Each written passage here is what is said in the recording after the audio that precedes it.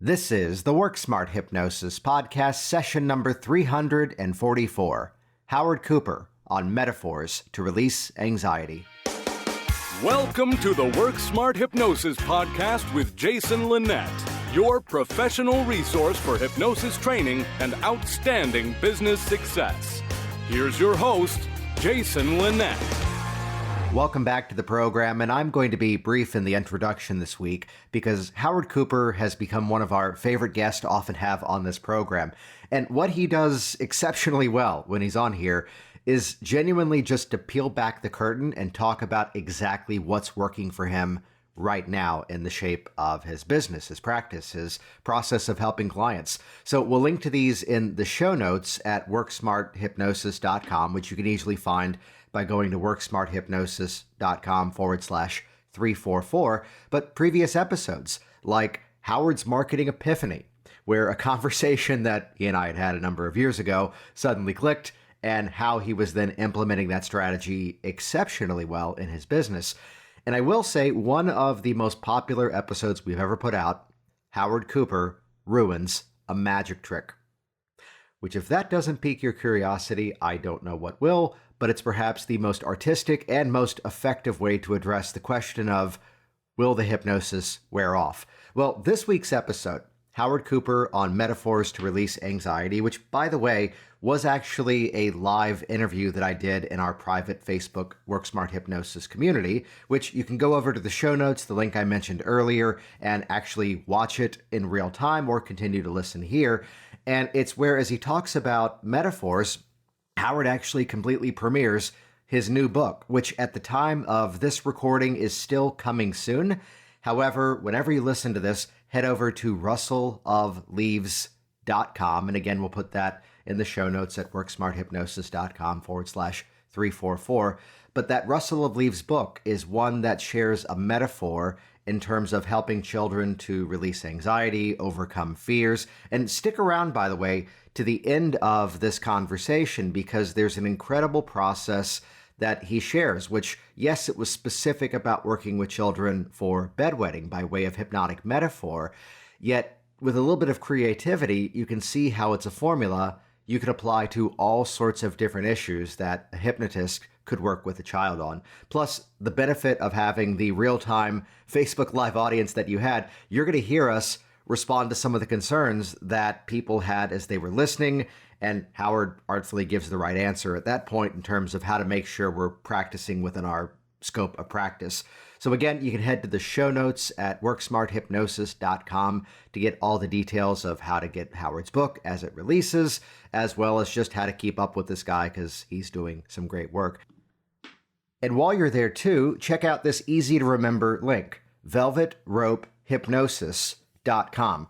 So it's about a year and a half ago that I published something to my communities, and then we started to share it around with everyone else, a simple principle called the Velvet Rope Strategy, which this one technique alone in the shape of my business helped me to eradicate no-shows, gain back more of my time, and build greater client expectation in the shape of my business. And I'll tell you in advance, it's not just about putting a calendar application on your website.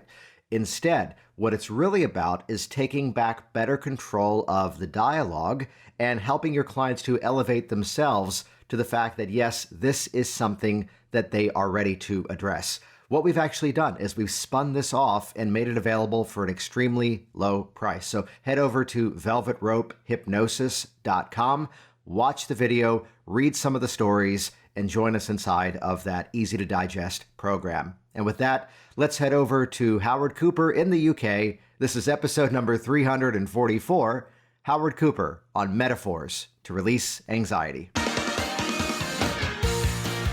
I was chatting with the good friend Howard Cooper, who's here with us today, about some of the work he's been doing with working with kids, and even better, arming the parents in terms of how to best work with them. So welcome, Howard. Thank you so much for having me, Jason. Great to be here. I'm really excited to share so much stuff around this topic. Yeah, and you've been here on the program now several times. For those that don't yet know you, could you give a bit of an introduction to yourself, please? Well, obviously, I'm a glutton for punishment, having to keep coming back for more of your incisive questioning. But no, in a nutshell, here it is. I have a background where 15 years old, I was diagnosed as having a severe panic attack and anxiety disorder. I was sent to a psychotherapist who spent a lot of time helping to understand why I was like I was. Problem was, 3.5 years later, I wasn't really any better. So I thought, well, I've got to find some stuff that really helps and really works and is more what I would call solution focused. So I came across hypnosis, I came across NLP. That helped me personally so much more effectively than anything I'd come across before. So that's what kind of led me on this path of going, I want to learn how to do this so I can help other people to change. And that journey is now, I'm now coming up to 20 years working with people therapeutically. I seem to get really interesting and good results with children, mainly because I think I'm a big kid deep down at heart. And I also used to work as a magician and a children's party entertainer. So I sometimes incorporate some of that kind of playfulness within my sessions, certainly with young kids. But it's led me on this really interesting path of having some, I would say, some insight and experience in helping children to deal with anxiety as well. So I'm really excited to share with you not just some of my thinking and concepts around it, but there's actually a particular protocol or process that I often run with a particular issue that I'm never released as yet. And this will be the first airing it gets publicly. Oh, hey, we love anticipation. You have, by the way, and not because I came up with the title, the best named episode ever of this entire Work Smart Hypnosis series, which was, of course, called Howard Cooper Ruins a Magic Trick. We'll link to that for everybody later on in terms of exactly where to go to find that. Could you give us like the 30-second description of that just as a preview, though? Yeah, it was this thing that I used to do when people would say to me, but will it last? Like, so what I wanted to do is to find a way that I could not just help them intellectually get that once they change their perception of something, you can't almost never go back, but to have an embodied insight of that. So there's a particular magic trick, which I do the trick first. They go, oh my word, I can't believe you just managed to do that. How did you do it? And then I ruin the trick. I show them how it's done. And when I repeat the trick, when they know how it's done, they're like, did I fall for that? That's ridiculous. I can't have fallen for that. And the point being is that they get this embodied sense of once they get more information or see something that they didn't have before, you can't have the same response. And that really kind of just removes that heckle of, well, how will I know if it lasts? What I love about that is the fact that I've lived for many years with the premise that show is better than tell. Oh. So rather than the game of here's why and here's what we can do and here's what you should know, in this quick interactive demo, they're suddenly getting the revelation of that. Previous episodes with Howard, he's talked about his history of running group fear of flying courses, a lot of the work that he does with his clients. You've hinted at something, which is why we're here right now, about working in some respect with the parents so that they know the methods to help their kids resolve issues like anxiety. And correct me on that, kind of walk us through exactly what this now has become. Increasingly I'm working with children, and parents often ring me to say, can you help with X, Y, and Z? And one of the things that I really wanted to share was, I think there is sometimes danger in intervening too soon with children, in that it's very tempting. So a new client rings up and says, like, can you help? Oh, yeah, I'll do it. But I think we also have to bear in mind what I would call self-efficacy and teaching children also to naturally overcome anxiety and to help them, give them, like, we shouldn't immediately be going, the moment they have any anxiety, quick, they have to get rid of it, quick, can you help them? So I'll have parents and they'll ring me and they'll say, can you help my child? It's like, well, how long have they been anxious? Oh, it started yesterday. Well, okay. Well, like, give them time, let them work it through. So I think there is merit in only intervening when you have something that's chronically going on, that's really intrusive into the quality of the child's life. And that the way in which we do it also empowers them. Because for me, and I think this is something that's dangerous, which is if they come and see me, regardless of the issue, whether it's anxiety, whether it's bedwetting, whether it's nail biting, whether it's a fear of dogs, but what they perceive is that they just went to see Howard, Magic Howard, and he magicked my problem away. What we're really teaching them is that anytime you have a problem, someone else is going to get rid of it for them. And I don't think that's winning the battle. I think much better to help children learn what techniques, what approaches can I use myself to begin to change how I feel, so that they step up and take ownership over these results and these changes. And I think you can do that at any age. And I think sometimes, having ways in which we can approach conversations that are normally we might have psychologically orientated conversations with adults to help them understand what's happening and where this is coming from. You can also have those with young kids, but we need to communicate in a slightly different way. And that's why sometimes storytelling can really help people communicate what's really going on in a way that young people really get. But does that make some sense, Jason, in terms of when to intervene? Go back to something that you had said a little while ago about how, my kid's anxious today, so let me make this phone call now. One of the big things that I found to be important in terms of not just helping the client, but also in some respect, let's call it out, we're running a hypnosis business, the sales of the process, is to recognize when there's a specific catalyst, when there's a specific reason that when these things line up, that's the client that I work the best with. And, one example of this is that I do a lot of work with business owners, public speaking fears, some sort of anxiety around that. And what I'm often listening for is when they're at that point where they're now backing away of opportunities because of the anticipatory fear. That's where I'm like, yeah, that's what we need to do. This is why we need to do this. Are there specific catalysts that you're kind of looking out for when you're on that conversation? Because clearly the parent's calling you, the kid's not calling you. What are you often listening for as that catalyst? Well, I will not work with any kid unless I've spoken to them ahead of time. So not often I will set up a Zoom call, often with the parent, so that I can speak to the kid as well, because I want to know that they're engaged. And I also want to empower the kid. And I always tell the parents I'm going to do this, that the kid is the one that says, yes, I want to do this. So they have to say to them, I always say, listen, I've spoken to mom, I've spoken to dad. They know how we can get started if you want to do this, but we don't have to do anything unless you want to. And all you need to do is say yes or no to them. But it's your choice. I really want them to be the person that wants the change, whatever age they are. But yeah, I mean, normally it comes around when I'm with stuff that developmentally they're behind where they should be, and it's now likely to cause problems moving forward. So for example, bedwetting, if they're 11, 12 years old and they're now getting embarrassed because they're wearing nappies or they have nighttime nappies and they're going to have sleepovers. And now they're having to turn down going to sleepovers, or they've got school camp coming up and I don't want to go because what happens if they fight? This is now a time to deal with it or look at it. But I think there's another interesting aspect just to touch on this with. And I remember sharing this on one of my programs, which in fact, I had a parent that came and did one of my online programs and got huge benefit from this point that I was about to make, which is that sometimes when we're trying to reassure very young kids, we have this tendency to go, it'll be all right. Don't worry. You'll be fine. It's okay. There's nothing to worry about. And that tends to be these sort of stock platitudes are our go-tos for helping young children with fear.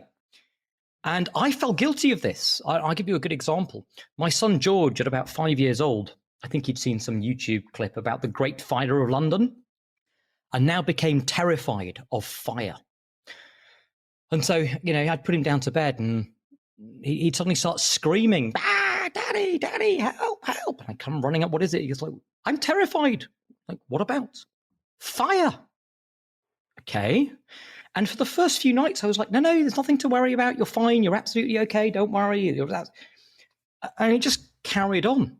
This obsession about fire. And it dawned on me, I was guilty of doing all of this stuff that I tell people not to do, which is just saying, don't worry about it. It'll be okay.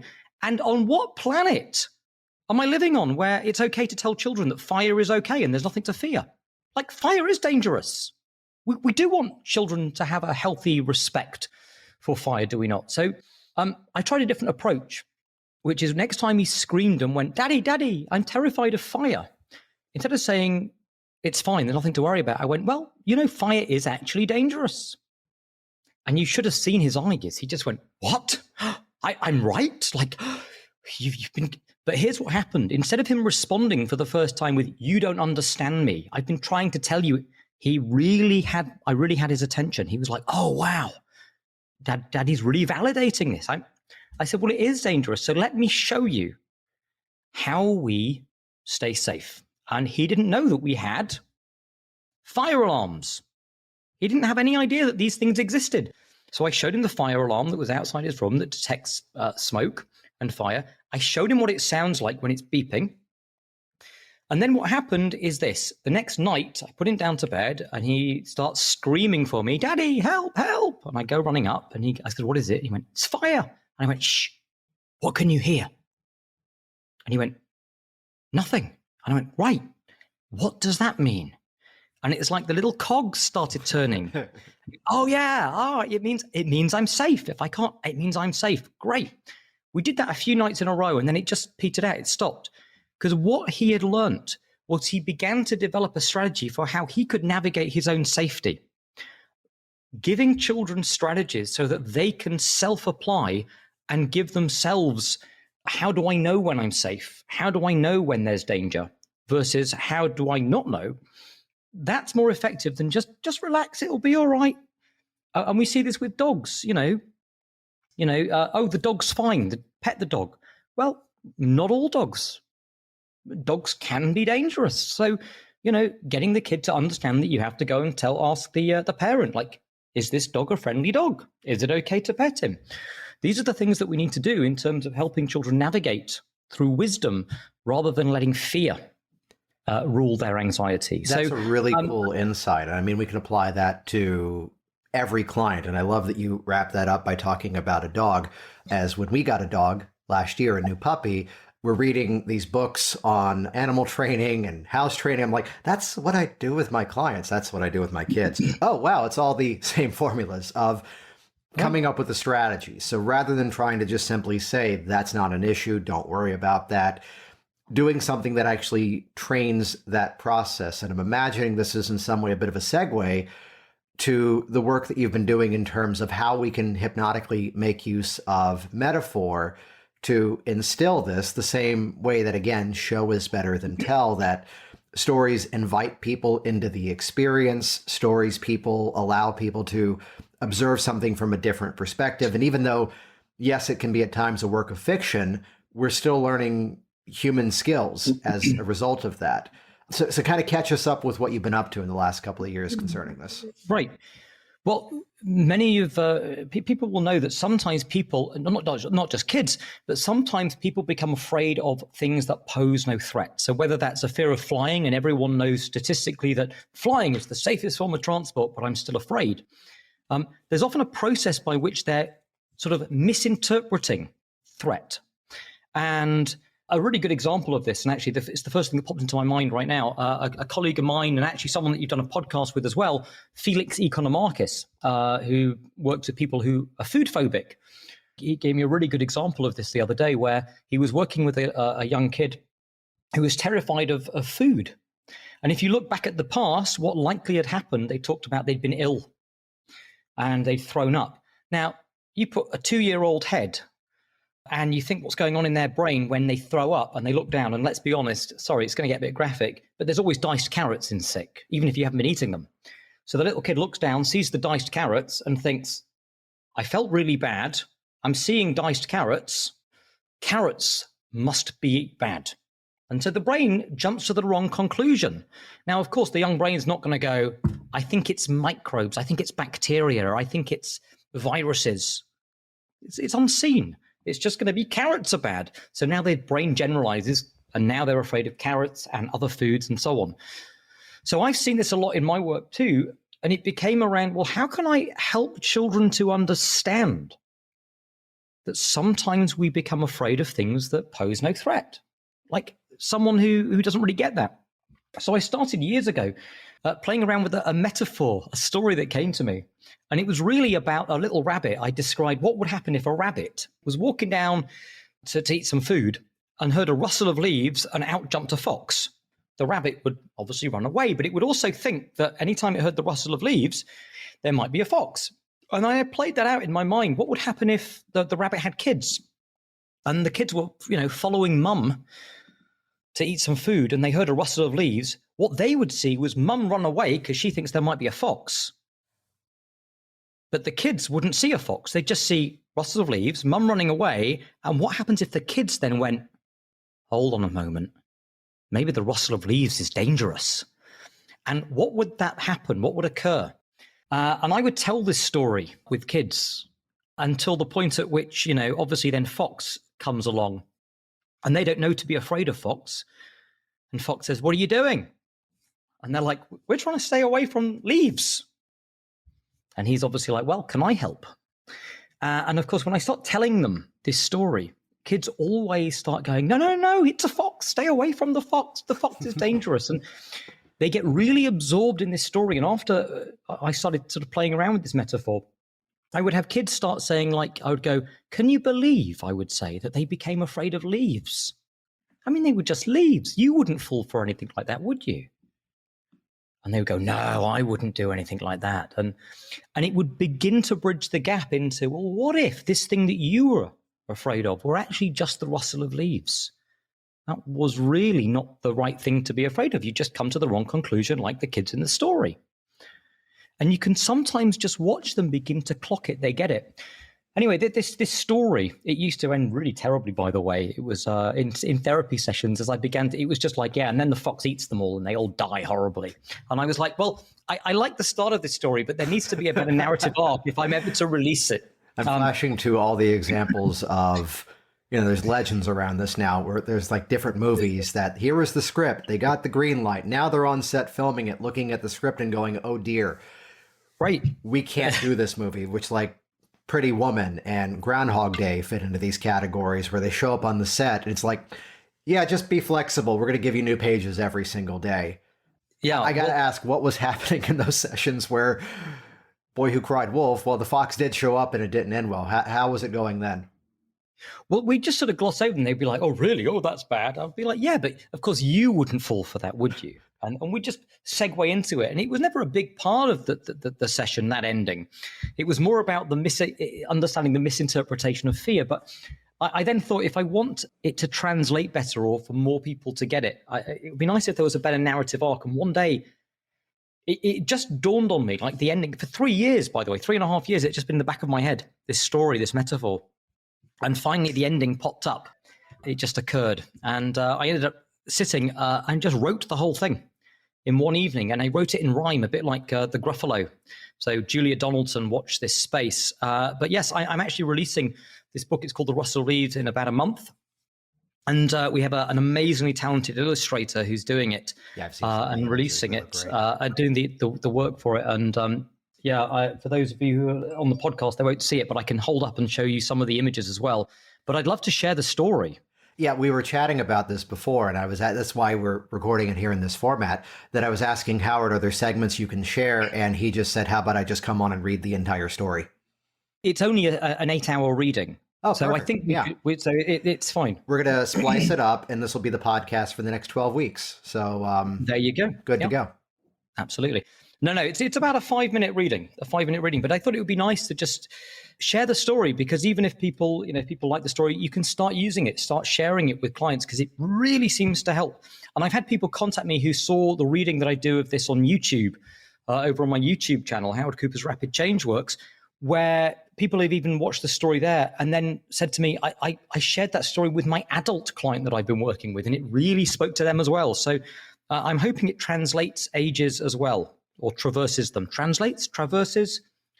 What's help me out, Jason? Conveys. What's the word? Conveys. Value. Divides. Yes, you all know what I mean anyway. Matches up with the neurology of. You're on the Absolutely. Same track. You can tell my refined use of words here's really something helps. Just as a preview in terms of how to think about this too, that yes, Howard's got a book that's coming out, and I'll drop it in the comments down below as soon as I can get over to another screen here in a bit.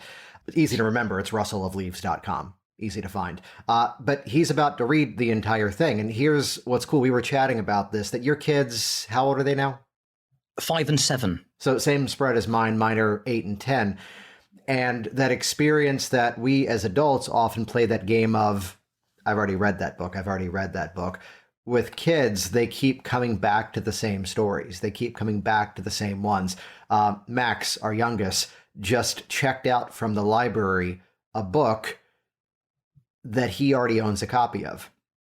And it's not that he forgot and didn't remember he owned a copy. It's no, because I really like that book and I want to read this one of it. To which we're then holding back the moment of going, you already have it. No, he wants the library copy. But the kid's reading the book from cover to cover once again, so let's just let that one run. So it's the value of a story. Before we even hear it, does this become, I'll give you my definitions of this. Sometimes in the work that I do, there's techniques that become a bit of a thematic score. So like, for example, here's the classic direct drive technique where you take one hypnotic suggestion and put it on a bit of a loop, and the more you repeat it, the more their confidence grows. Or here's the classic, like Heartland ego strengthening. I think that was episode number 4 of this podcast.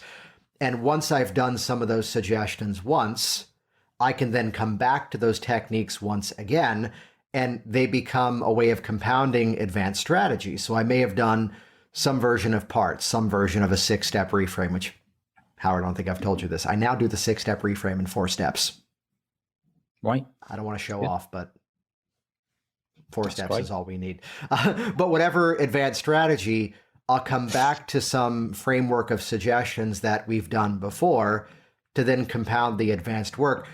Does this kind of work for you in the same respect that if it's a subsequent appointment for some reason, you're able to come back to some of the tenets of the story to further compound it? I love the way you talk about it being thematic. It's a reoccurring theme. So just this idea of questioning, could this be the rustle of leaves that you're responding to, rather than something that's actually dangerous, is enough to provide, almost is a callback. It becomes an anchor of encompassing all the work that we've been doing around that. So it's a great callback. Excellent, excellent. Hey, I think it's story time. Well, as long as everyone's sitting comfortably. Absolutely. Let me do my warm-ups. Me. Okay. All right. There we go. All right, let's do it. Let's change the lighting for the story. Oh, absolutely. Yeah, oh, that's good. Okay, that really works well on the podcast. I know, right? For those who haven't figured, we're also live streaming this to a community, and then we're going to release it later as the audio of it. But Howard, the stage is yours. Thank you. Okay, here we go. The Rustle of Leaves by Howard Cooper. That's me. So, yeah. The air was fresh. The sun was bright. Pippa woke up after sleeping all night. Breakfast would be good, she pondered. So into the farmer's field she wandered. And then in the distance, just under some trellis, she saw the tastiest looking lettuce. She started eating, but from beyond the trees, there came a sound. The rustle of leaves. An out-leapt fox. His eyes were vicious. He looked at the rabbit and said, "You'll be delicious." Pippa was scared, but before Fox could attack, she hopped out the way to avoid being his snack. Now, you might think that this is the end of the story of Fox being hungry and left without glory, but it's just the beginning. As soon you'll discover how being afraid could be learnt from each other. Now, 1 year later, when springtime had come, Pippa had changed. She'd become a mum. And her 2 bunnies followed, Gus and Nellie, wanting to find food to put in their belly. So off to the lettuce near some trees, but as they got close, they heard a rustle of leaves. And Pippa, who feared that it might be Fox, quickly ran off and hid behind rocks. Her kids followed her in a total daze, wondering why she'd shot off in a blaze. Perhaps our mum just couldn't stay calm, because something there could do us some harm. They thought this made sense, but what could it be? What had occurred that had made Mum flee? And after some thought, Gus said he believes the danger might be the rustle of leaves. Now, Pippa was relieved Fox hadn't appeared, but didn't explain what she'd really feared. And so later that night, her kids sat in confusion, and that's when they came to the wrong conclusion. The food looked ripe. The lettuce was green. There were no other dangers or threats to be seen, but the rustle of leaves had made Mum zoom. The rustle of leaves must mean certain doom. So for the next few months, and in fact even longer, their terror of the rustle of leaves grew stronger. So anywhere they went, they'd always stay clear of anything that rustled to avoid feeling fear. And then one day, whilst out in the wood, avoiding the rustle of leaves like they should, Fox stood watching as they hopped around, taking care to avoid any rustling sound. Fox sauntered over to Nellie and Gus, who looked at Fox and said, "Don't distract us. We're trying to stay safe from the rustle of leaves." Fox grinned slyly. "Can I help, please? If you're looking for a place that's rustle-free, come this way and follow me." Creeping behind Fox without making a sound, they followed him to his den underground. Fox pointed to a large pot that he used for cooking and said, "Get in there before the rustle comes looking." The kids dived in the pot and felt safe at last, but their chance to escape was fading fast. Whilst all this went on, Fox hadn't paid attention to Pippa, who'd seen Fox's true intention. She realized she needed a cunning plot to rescue her children from his cooking pot. So Pippa thought that she could devise a most ingenious disguise to creep up on Fox without being beaten and save her two children from being eaten. Borrowing some honey from the friendly bees, she used it to stick on a mountain of leaves, and now she was covered in leaves of green. She could sneak up on Fox without being seen. But every time Pippa moved a muscle, the leaves on her body would start to rustle. The kids heard the rustling and were terrified. Fox said, "It's coming. Quick, you must hide." But as Fox was about to cook his meal, he saw the rustle monster and said, "Crikey, it's real," and scarpered off to escape the beast, so the bunnies never became his feast. Then Pippa explained how the kids had been wrong. Fox had been dangerous all along, and realizing they had been mistaken, they hugged their mum and were no longer shaken. And now they were able to stay safe from Fox, because outside their burrow, they kept a box filled to the brim with what Fox believes contains the dangerous rustle of leaves. And then the crowd goes wild. Thank you. Awesome. Does a story come to mind after a story as to what you've seen as a result by sharing this with some of the kids that you've worked with? It's like I see the lights going on in their brains. Yeah. And what's lovely is that they become the people who are poking fun. They don't realize it's at their own misunderstandings, because it's like, oh, aren't the kids silly? Oh, look, how could they fall for it? But they also understand it as well. They get, well, yeah, that, and we often have a conversation about like, well, why do you think they became afraid of the rustle leaves? Why do you think they didn't know it was Fox? How do you think they jumped to that conclusion? What would you tell them? What would you say to them if you could talk to them? And they'd be like, I tell them it's the rustle of leaves is totally safe. You've just misunderstood. You just became afraid of the wrong thing. I'm like, right. And then we'll just keep segueing back and making the parallels and then letting their brain kind of do it. Yeah, I'm was a big what I was going to ask you. That there's a story we were teaching the last class of our Work Smart Hypnosis Live last night, and we've got another one coming up in October. But there was a really cool question that came from the group where someone had been actually a client, and the situation was a process that was more heavily based in metaphor, and the arm was floating and then the arm was going down. And the whole dialogue was that you never talked about my fear of flying. And my phrasing on this is that you still always have to satisfy the conscious mind. Now, we don't want to step in that place of going, and I told you that because you're like the bunnies and the leaves are the school teacher, right? And no, we don't want to go that literal in terms of breaking it down. But how do you bridge that gap? Well, I often do this with adults too, and it's in the framing of how you set this up at the beginning of a session. But I'll often say to people, has anyone ever told you a joke? And when they tell you a joke, it's funny, so you laugh, right? You have a full feeling of laughter in your body. But then has anyone ever then explained why it's funny to you? And here's what happens when they tell you why it's funny, you kind of understand it, why intellectually, but notice you stop laughing. For me, when I work with people and I help someone, whether it's an adult or a child, my job and the way I think about it is to help them make changes so that they have a full embodied change rather than just intellectually getting it, which often, if I can explain that well enough, often using that analogy of the joke that loses its power the moment you explain it consciously, you get buy-in from people to be a little off the beaten track, to essentially do stuff that's very much about putting some dots out there and then being open about the fact that I'm going to send you away and your brain's going to kind of join them together. And that's how I normally get into that. Nice. So the link for the book is rustleofleaves.com. When does that officially come out? Next month. I wish I could be more detailed over the precise date. We're still finalizing the images with the illustrator, but he keeps sending stuff back and I'm like, it's too good not to start sharing now. Yeah. So there is a box on the website where you can sign up to be kept in the loop. And what will happen is those who sign up to the list, I will let them know ASAP as soon as we know officially.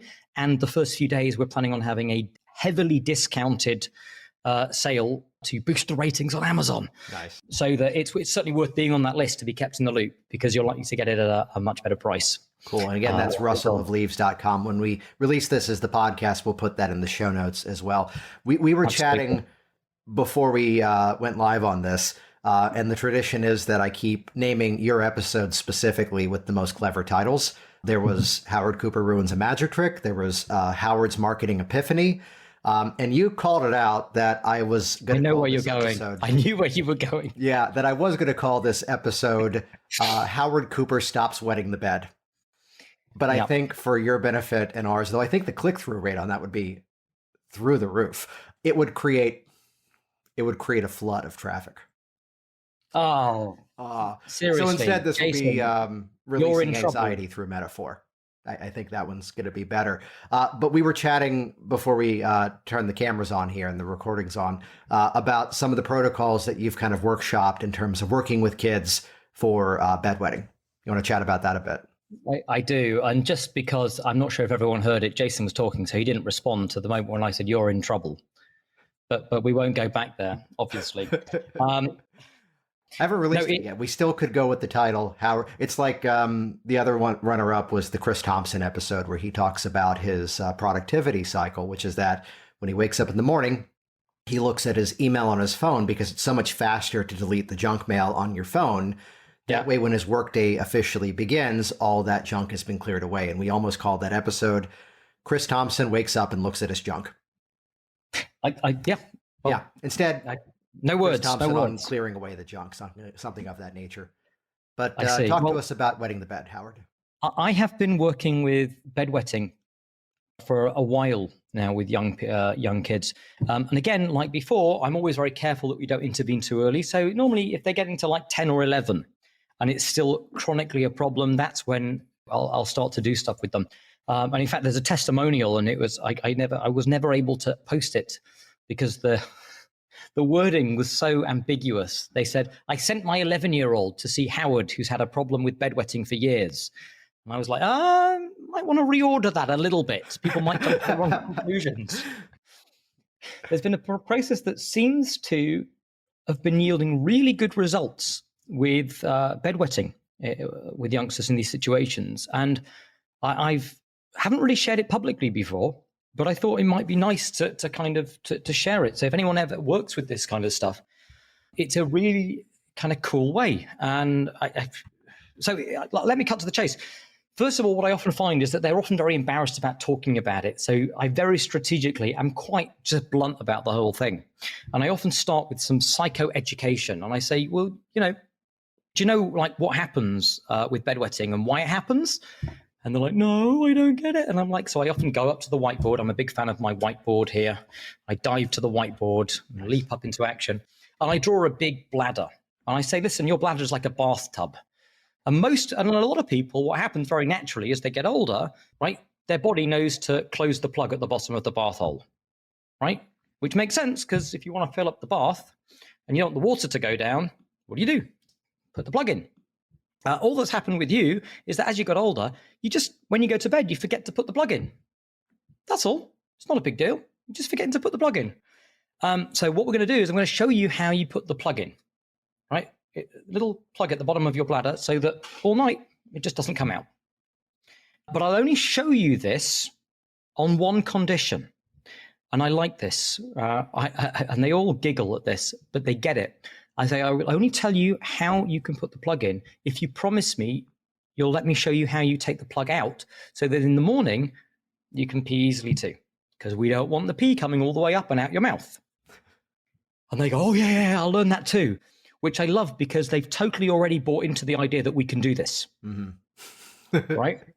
And here's what we do. So, you know, the classic hand stick where you get them, you stick a hand to the table. I get them doing it on their lap.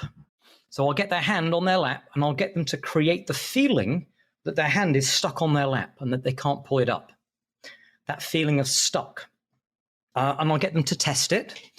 And I don't really mind. I don't work in this kind of like you're in a deep trance kind of way. I work from the perspective of this is a skill and you can practice it. If they don't get it first, like I'm going to keep getting them to just use your imagination and imagine it until they get a real feeling of stuck.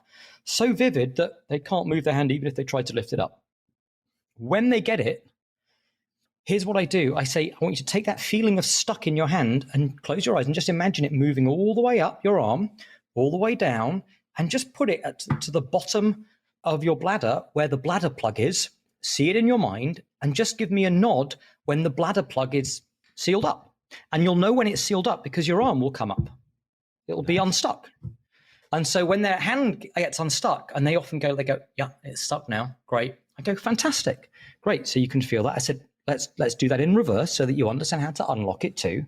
And I get them to take their hand, put it on their lap, take the stuck feeling back up all the way down until their arm gets stuck again. And then I ask them to take a deep breath and they kind of shake it off. And we repeat this. Sometimes I've had people where because they like drawing, I give them my iPad with the pen and I'll get them to like, what else would make it more secure? And they'll design padlocks and they'll draw like what it'll look like. Or, you know, old fashioned castles when you have these big bolts that go across the door, chunk, chunk, chunk, and they'll start creating those sorts of things, or extra strong super glue. And we'll have them double seal it once the stuck feeling's down there. And there's a nice question which I often say, what color is the super glue? And they'll go, oh, it's pink. And I'll go, and what color does it change as it sets? Oh, it's gone blue. Now it's set. Nice. It's like an extra visualization, an extra hunk down. And all I really do during the session is... Before you move on, let's highlight exactly what you just did there, because that's really, really cool. That the moment you have someone buying into the metaphor and then expanding it, they're validating the work that you did worked. This is the power of take whatever hypnotic phenomenon and then apply the question, what does that feel like? And the beauty of asking the question of what does that feel like invites the person to then respond in story, respond by way of metaphor. It feels like it's a steel bar. It feels like my hand is glued to my leg. And the moment they're responding in metaphor, they're validating it. So that little nuance there, Howard, that's so cool about what color is the super glue and what color does it become as it sets. I love that. Right. Yeah. It's just a little doisel. I love the word doisel. People don't use it enough. So, and then the rest of the session, all I will do... Sorry, go on. Yes, there we go. All I will do is we'll sit and we'll practice them self-applying, getting the stuck feeling, moving it down, locking it tight, and then unlocking. And I get really severe at one point where I will say, right, you've got this now. Here's what I want you to do tonight when you go to bed. You'll sit on the edge of your bed and you'll place your hand there and you just go through that process where you lock it down. But promise me one thing. And this is really important, I say. So seriously, we need to have a moment where if you do this, you must promise me that you'll remember to unlock it in the morning. And if you double lock it with the super glue, you have to remove the super glue because that's important, okay? We don't want the wee coming all the way up and out your mouth. And they really get this. And I've done this so many times with kids where the parents are almost like, it's unbelievable. They sit at the end of their bed and they do this thing and then they're dry. And what I find is that once they begin to get the confidence that they can do it, I often give them the suggestion that once your brain has you've installed the strategy or the process for your brain to learn how to lock it, and your brain really gets it, you'll suddenly discover that your brain's doing it all by itself without you having to remind it in the evenings. So you build in the strategy for them being able to become free of having to sit on the edge of their bed and unlock it and lock it in the mornings. Yeah, which we're recording this now, streaming to the WorkSmart hypnosis community. But I bring that up because there's actually a question that popped up in the chat, which I'll generalize here. Basically, someone's asking, would you apply this to someone else who has a disconnect between bladder signals in the brain? I would point to, I forget the chapter, and it's on a shelf back there, but inside of Dave Ellman's Hypnotherapy, there is a sequence about bringing up a headache. And then, by the way, Sean Michael Andrews does a gorgeous demo of this, bringing up the headache, and then allow yourself to go through whatever process is necessary to dissolve that away. And once you've done that, nod your head. And then back to the experience again. Notice now you can bring the headache back up on its own, run through whatever mental experience is necessary to dissolve that, nod your head when you've done that. And similar to everything that Howard just said, this creates a system of change. This creates a formula which we could apply to everything. You know, we're all familiar perhaps with like the control room metaphors that as you bring it up, it proves you have control over it. So go ahead now, imagine there you are in that situation with the crowd in front of you, and notice that you've got more control over this feeling than perhaps you've ever given yourself credit for. Bring back some of that old anxiety that used to hold you back. And if you're listening for the linguistics, I'm distancing and I'm dissociating the problem, so pushing it further away. Bring up some of that old anxiety.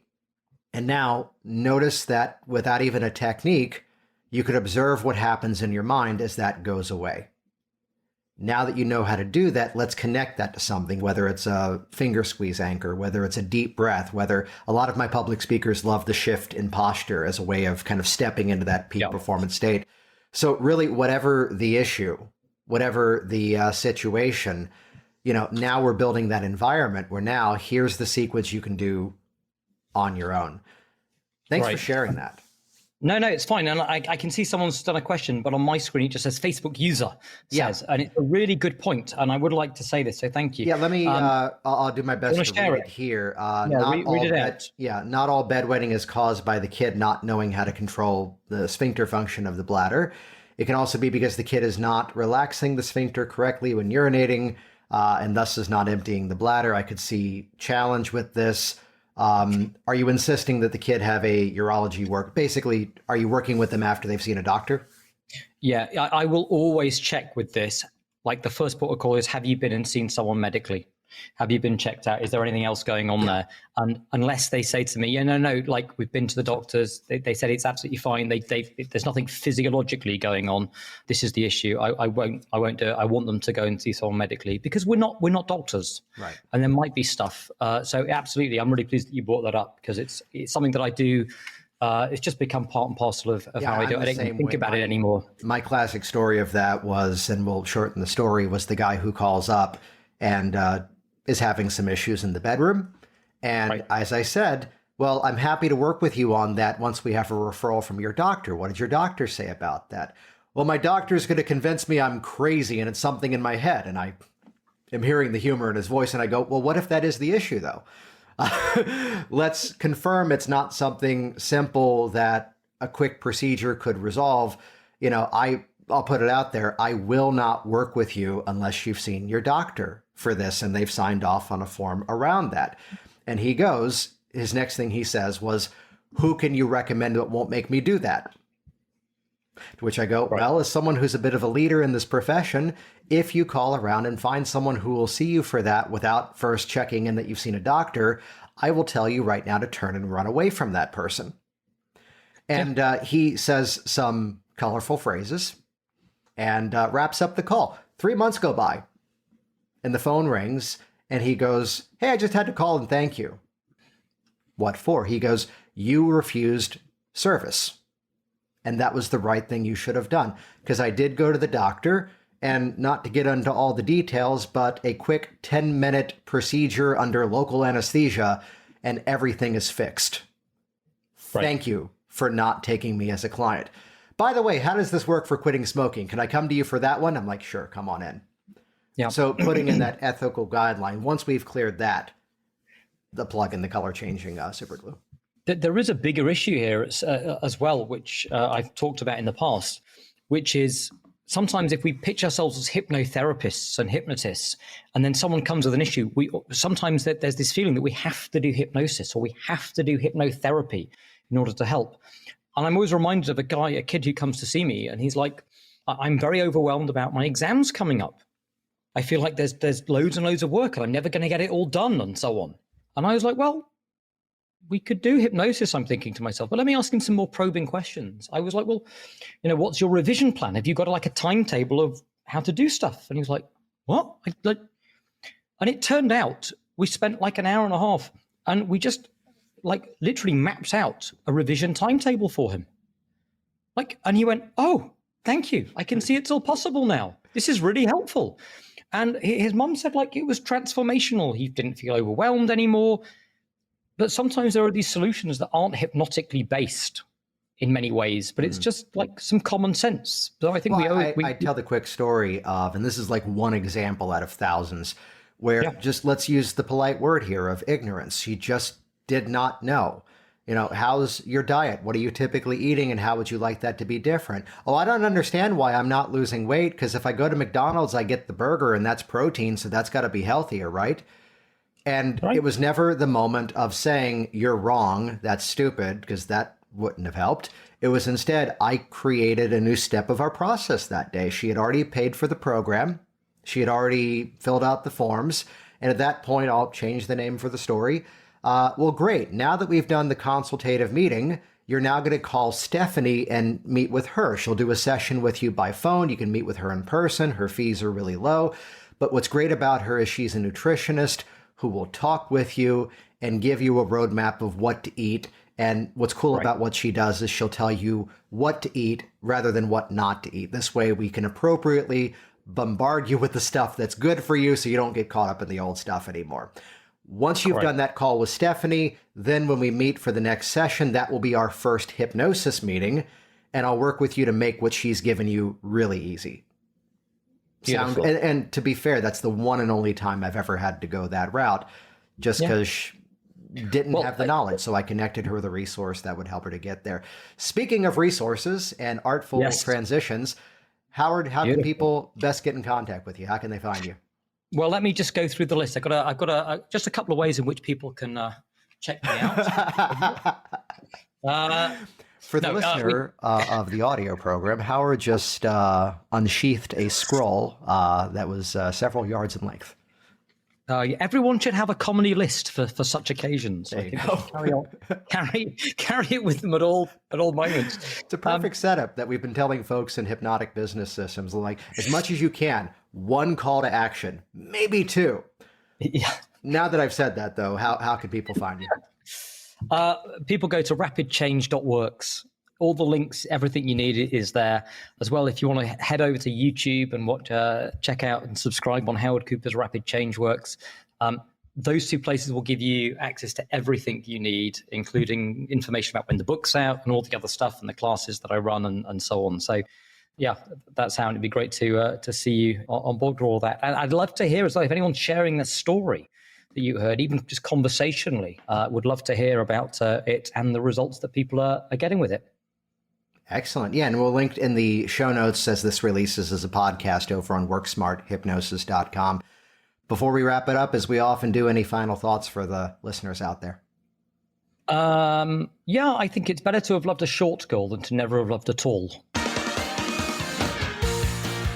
Jason Linett here once again, and hey, isn't story time fun? Thank you for joining us with this episode. A reminder, you can see the video of this episode at the show notes at worksmarthypnosis.com/344. That's where you'll find the links to pick up Howard's book as it releases, subscribe to his podcast, follow what he's doing some phenomenal work. And if you want to do phenomenal work with your clients, do you like that segue? If you want to do phenomenal work with your clients, head over to velvetropehypnosis.com. We have taken one of the things that I've gotten the best feedback from over the years. A simple business strategy called the Velvet Rope Strategy, which is all about helping your client to raise their hand in a much better way and express that they're interested in what you have to offer.